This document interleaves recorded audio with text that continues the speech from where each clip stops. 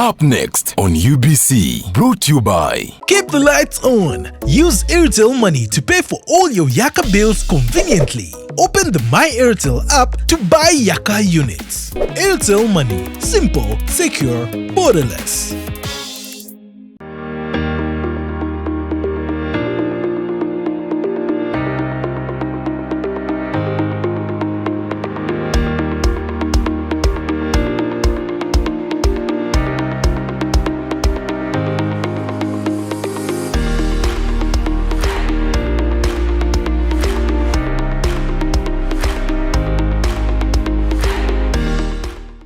She wakes up every single moment with two things to achieve. One, to change the world, and second, to have one heck of a great time. The special lady I have on the show is a star.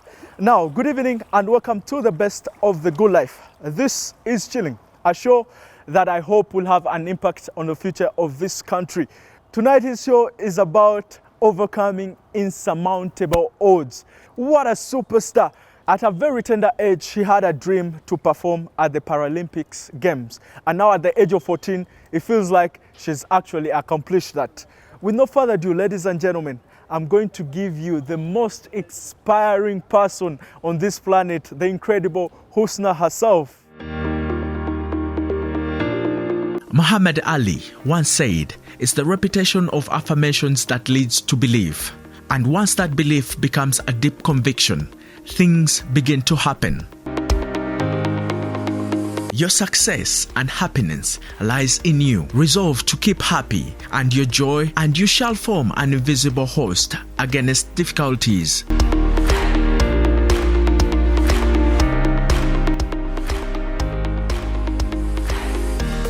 Now, if you're just tuning in to the show and you're just knowing this young lady for the first time, please join us and please join me in introducing the incredible Paralympic competitor and swimmer herself.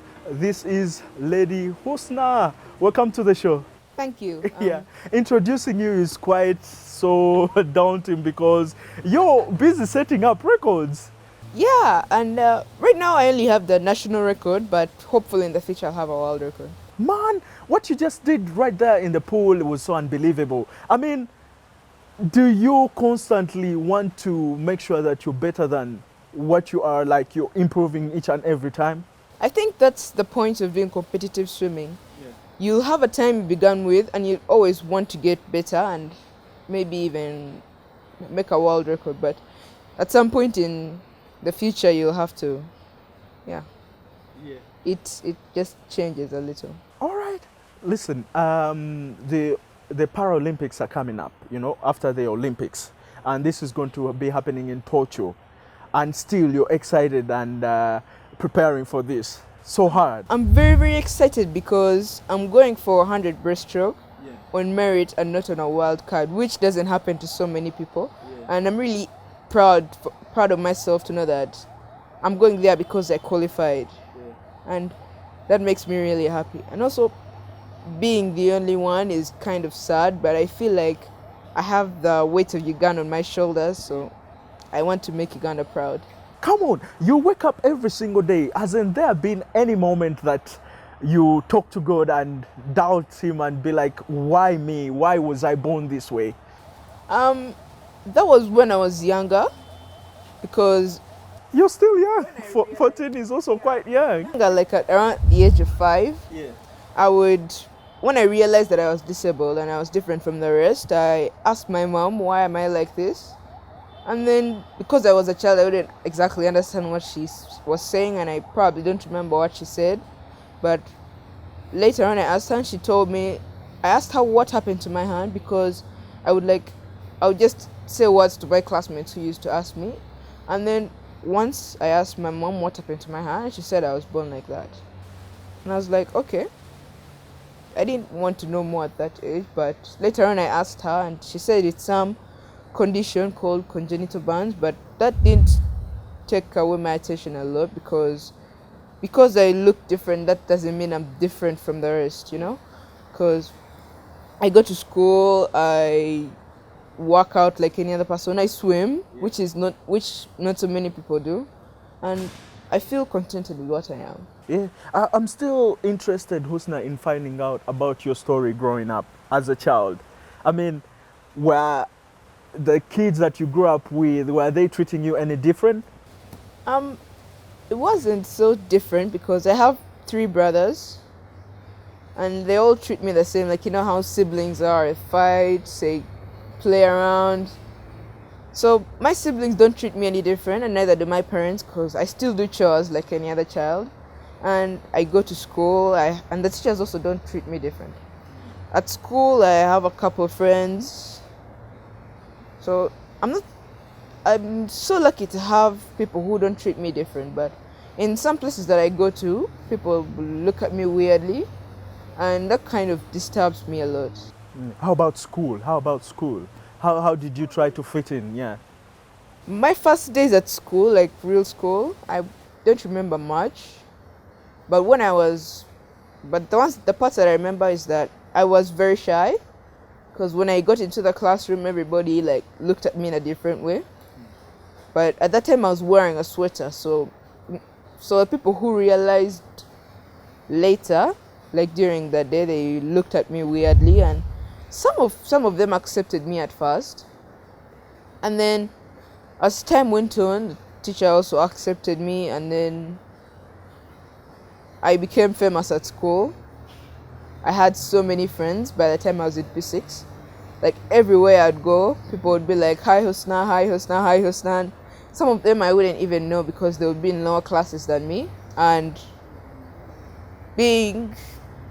feeling like that kind of feeling when you are a celebrity at school, and even people in P2 know who you are. That shows that, I think that showed me that a few of the teachers use me as an example to inspire other children, which is one of my goals in life, because there are a lot of people with disabilities out there in the world who see themselves as not normal people, yet they are just as normal as able-bodied people.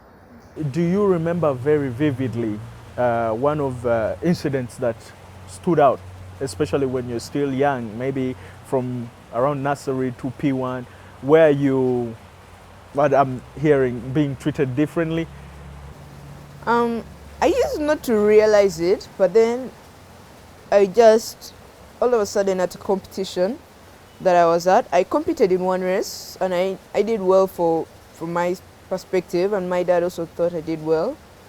But then my second race came up, and I was supposed to swim in it, but another person was put in my place. I was swapped, and that really made me angry, that I even stopped swimming for a while, because I had never faced that kind of discrimination ever. That was at a young age. So how did Husna, how did swimming come to fall on your lap? How did the whole concept come in play? I started in nursery. That's what my mom told me. I started around the age of 3 and just jumping into the water and playing around. But she told me that she never wanted me swimming at that time. So sometimes she'd stop the pool coach, the lifeguard. Because of the safety? Yeah, because she was afraid I would drown or anything. But I think I was really stubborn when I was young. So when I wanted to do something, I would go for it, and I wouldn't let anyone stop me. So even if I didn't have a costume, I would still get into the pool. And my mom didn't really like that until I insisted, and I told her, "Mom, I want a costume, I want a costume." I disturbed her every day until she bought me like this perfect costume that's for divers, that makes you float. And I think even when I was a child, I used not to like added things. Yeah. So I used to feel like the water is not reaching my skin, and the main reason I liked swimming was because the feeling of water on my skin just feels good, and I feel free in the water. So when she got me that costume, I refused to put it on after the first time, and until she just bought me a normal costume, and she told the coach to always keep an eye on me. But I think I was also really good at that young age. Yeah. At what age exactly did you feel like you're really good to compete? Because I'm now trying to find that gap where your mom took that firm decision of wanting you to start compete professionally. like going at the para?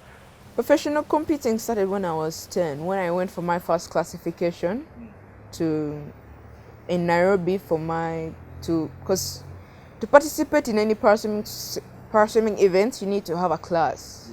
So I'm in class S9 for freestyle, backstroke and butterfly, SB8 for breaststroke and SM9 for individual medley. But that was around a couple months after my mom joined in, because in Nairobi, my parents were both working together then, because sometimes my dad would take me and sometimes my mom, so they would interchange. And my mom came in fully, like when I came back from my swim camp that I went for later that year in South Korea, because while I was there, the coaches saw that I was doing really well. And one day my mom wanted to speak to one of the coaches, and not most of them spoke English, so I had to find one that spoke English.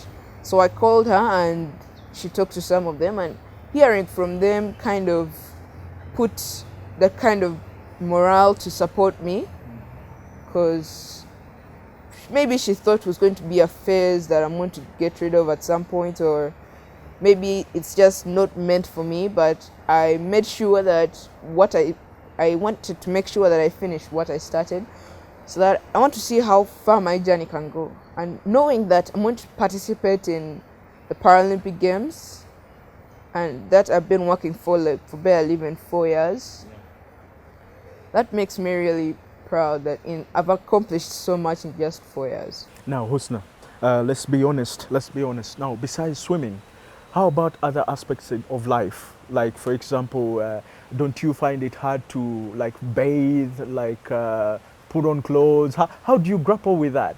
Because I must assume it's not the easiest thing. I'll start with bathing. Luckily, my hand is like very flexible. I can reach all parts of my back. And you use the other hand? Yeah, I use my left hand. But do you also write with it? Yeah, I write with my left hand. I do almost everything with my left hand. And at times when I'm carrying like two things, like a Kavera or maybe groceries from the car, I can also use my right hand, because it's kind of like an elbow, so I can put the Kavera there. And school, I basically write with my left hand, even though it gets tiring. And you still eat with the left, right? Yes, I eat with my left. How do you feel having the flag of our country on your back, representing us? I mean, like how you did the other year when you went to Sheffield and broke that record, and now the Olympics, the Paralympics are coming. How does that make you feel, having that much responsibility at such a tender age, because you're very young? That it feels, I would say back-breaking, but I feel like I have achieved so much in such a short time at a young age, and I feel really proud to represent my country. And it's really, really tough going up there on the stands or in the whole stadium being the only Ugandan, or even sometimes the only East African around. So basically the weight of East Africa itself and Uganda is on my shoulders. And first it takes a lot of time to absorb, to absorb, to get a hold of it and be like, you have to fix yourself up and just go up there and do your best. And basically that's what I focus on. Sometimes I just let go of the things that make me feel like overpressured, like the fact that I'm competing with people twice my age, or 10 years or 20 years older than me, and also being there with people who have world records, and even some of them are my role models, and seeing them there, like you want to go say hi to them, but then you're scared, so you have to just go there and say hi.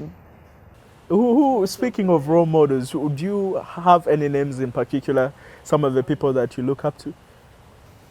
I recently beat her in the 100 breaststroke there. Well, how about that? Her name is Alice Tai for the British swim team. She's 22, so. Wow, guys, how about that? Insurmountable odds, achieving everything. Come on, this week is about spiritual uplifting.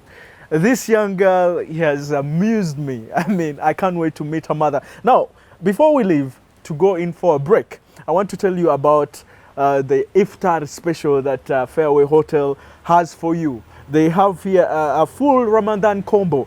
It has chicken biryani, samosas, butter, fruit salad, dates and soda with water.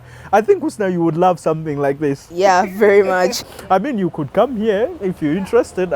These guys will hook you up. They have the best iftar.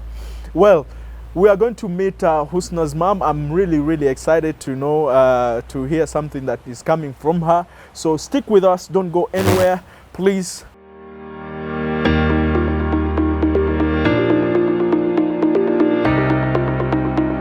And welcome back to the show. Now, this show, I hope it creates an impact on the future of this country, because the young lady I have on the show is such an incredible soul. I've heard her story. It's so inspiring, so motivating. Come on, guys. Come on, guys. Now, before I proceed with my guests, I want to remind you guys about the El Futar.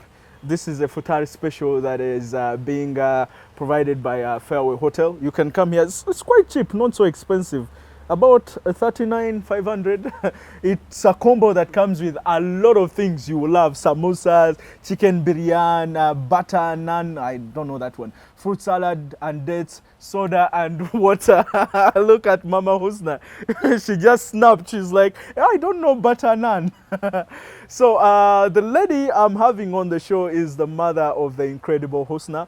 She's quite funny off screen. I want to find out if she's still funny on screen. Now, Mama Husna, welcome to the show. That was quite an introduction. Good luck. Thank you. Yeah, you gave birth to a very special child. She has narrated her story growing up as a child. I want to find out, when did you actually identify that she had swimming abilities?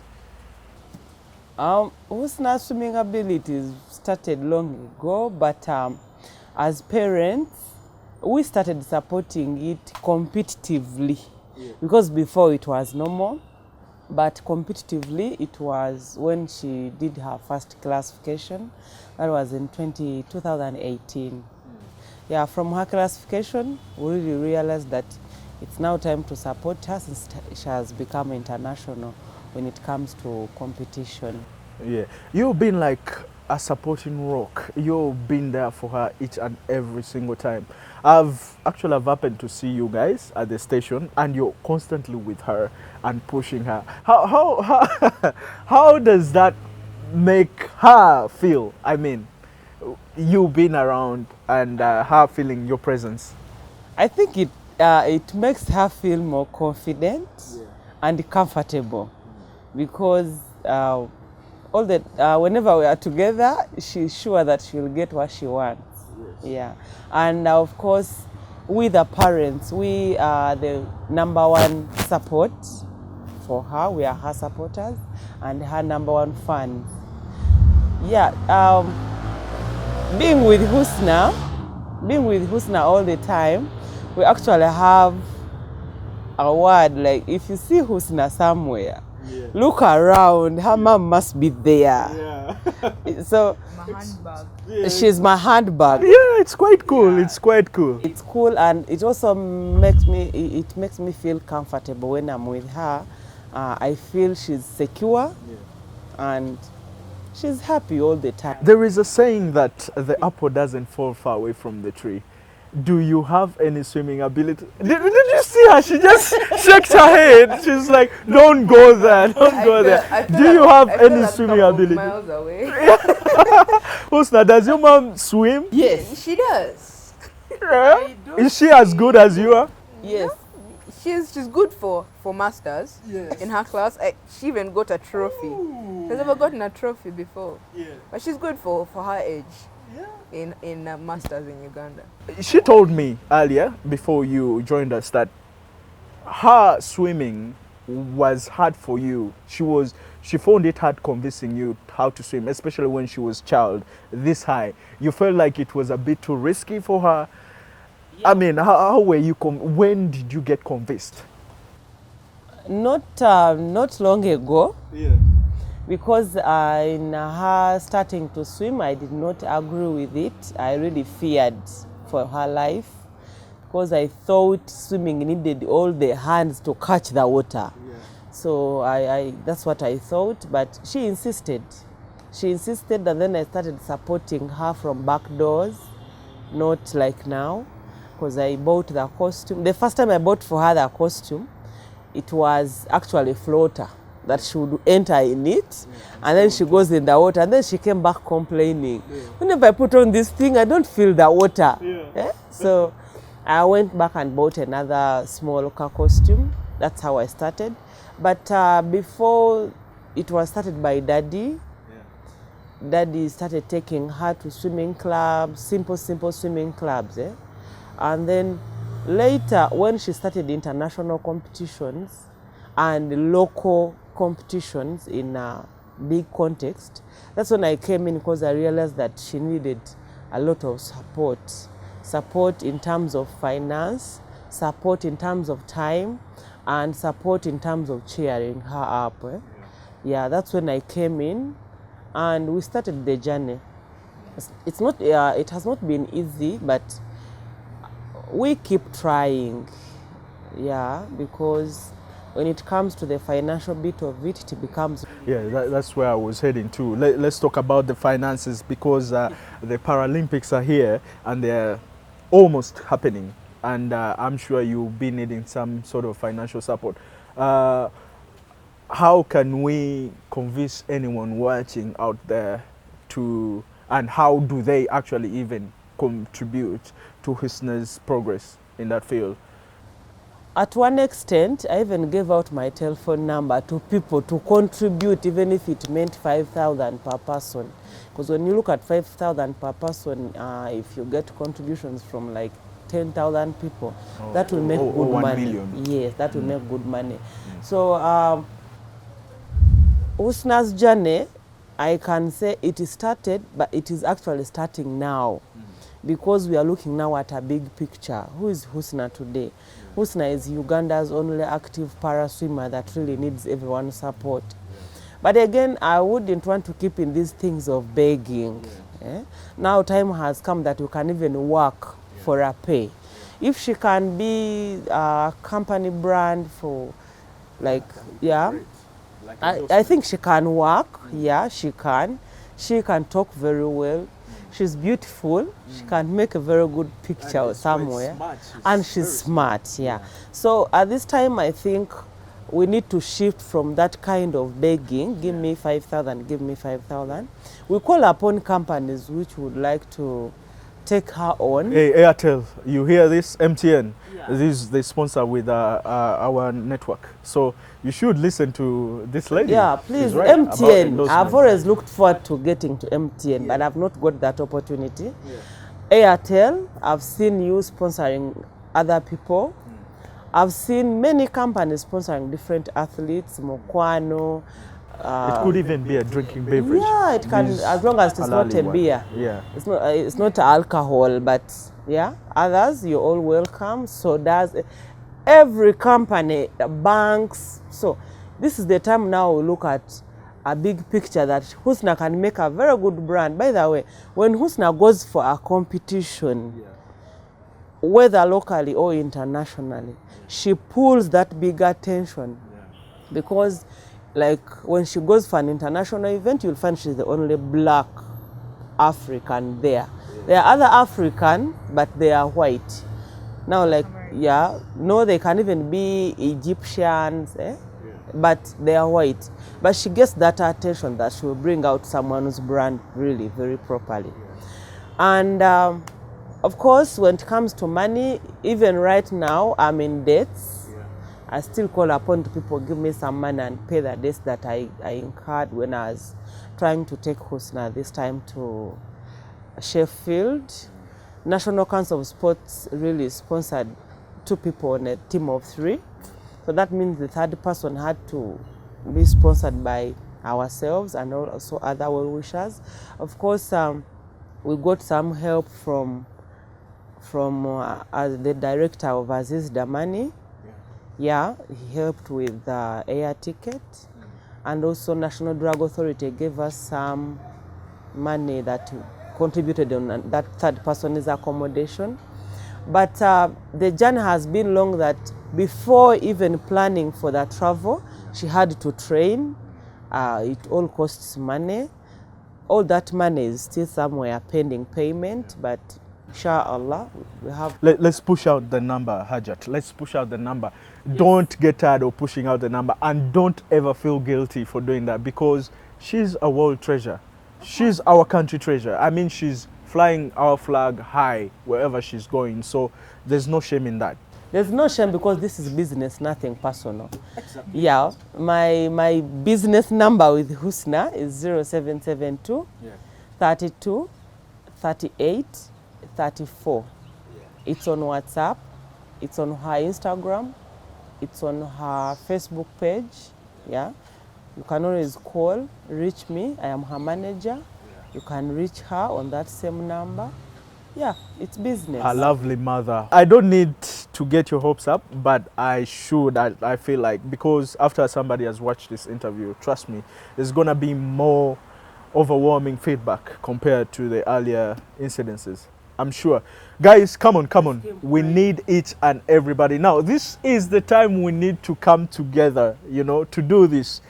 Man, the Paralympics are soon, and we need to react very soon. You can come up and contribute, or even better yet, we need those big companies to come and, you know, come and endorse our girl.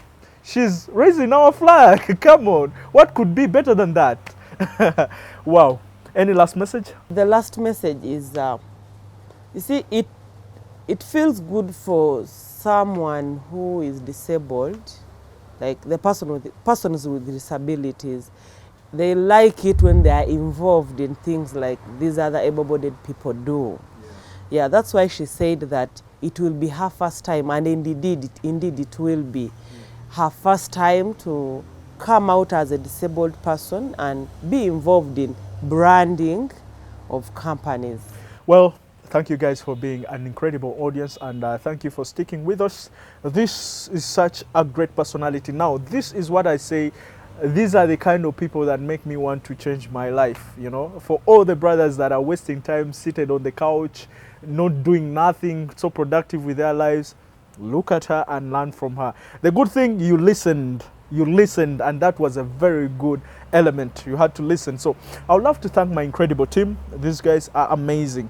Also, I would love to thank Hammam Spa and Saloon. Now, Hammam Spa and Saloon is still located here at Fairway Hotel. They're just in the gardens. Yeah, you can just book an appointment with them. They have great services. They can pamper you like a child. You know, if you want to drift to serenity, they are the right people to talk to. Thanks to Fairway Hotel for this incredible space, and thanks to the team once again, our managers and everybody, and my lovely guests. Until next time we meet, this has been Chilling. I'm Drago, and take care.